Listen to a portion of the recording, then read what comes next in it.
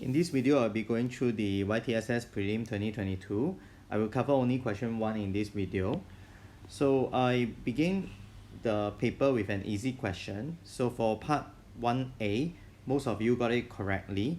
However, in part B, I'm still getting a number of you wrong for this. If you recall, we have actually done this in the subject day 2 mock paper. If you are on my MS team, you can go back to past year paper, go to SD02, and you can see some of the details over here. Okay, and you will find that it is a similar question. So for those of you who still got this question wrong in your Prelim 2022, maybe it's time for you to reflect why is it that during preparation you didn't capture this, and what are some of the misconceptions that you are still carrying. So one of the most common error is that students still believe that the only way to denote direction is by positive and negative. However, I just want to point out that you can only do that in a one-dimensional motion. So what is meant by one-dimensional motion is that when the object is moving on a line. So when you are moving on a line, for example, a car, you are given two options, either forward or backward. So this is called one-dimensional motion. And basically, you can denote these two options, backward and forward, by either positive or negative. So this is what we call horizontal motion. Another context of one-dimensional motion is that it can go vertical. So for example, a rocket going up, I can denote upward as positive and downward as negative. And these are the two options of this motion. So in this case, when we have one-dimensional motion, then yes, velocity is only denoted by positive or negative.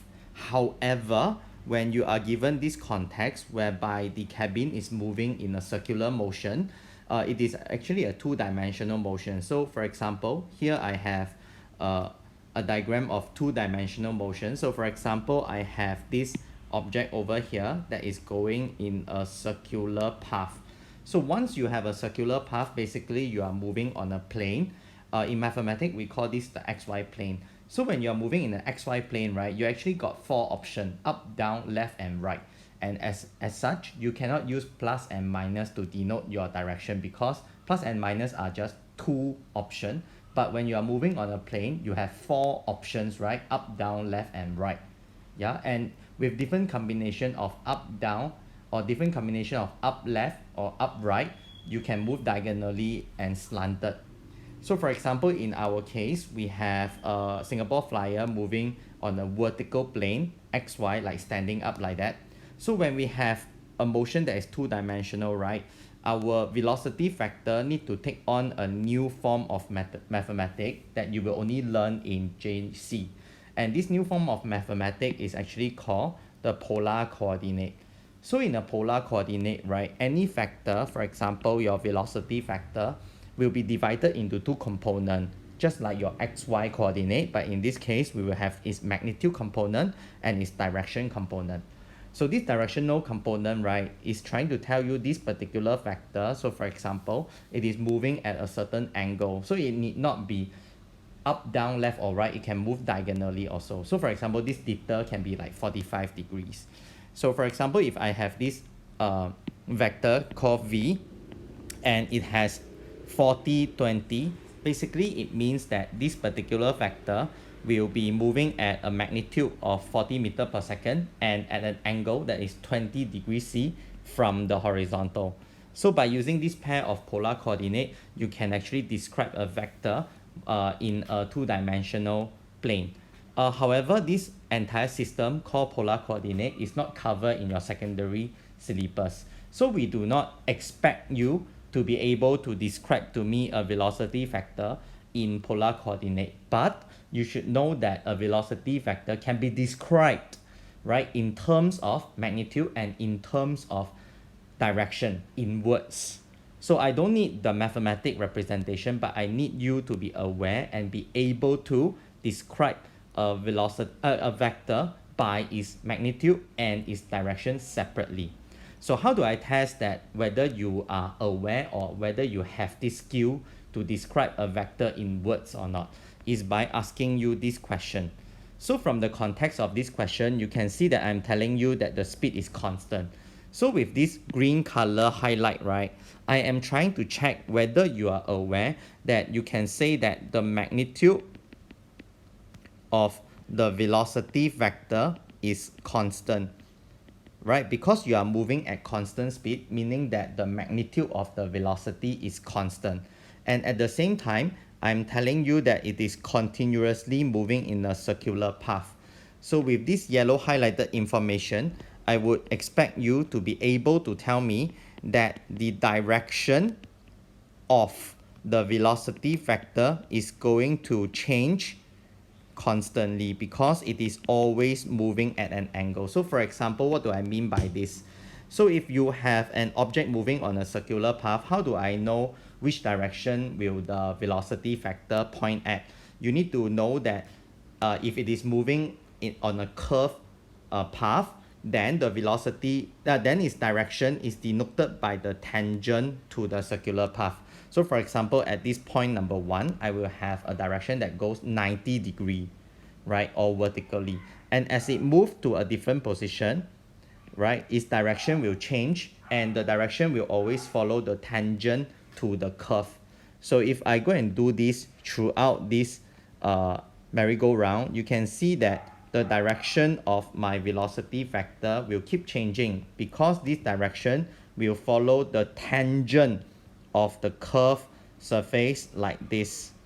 So there's no way at any one point whereby your direction of the velocity will stop changing because it is always moving on a circular path.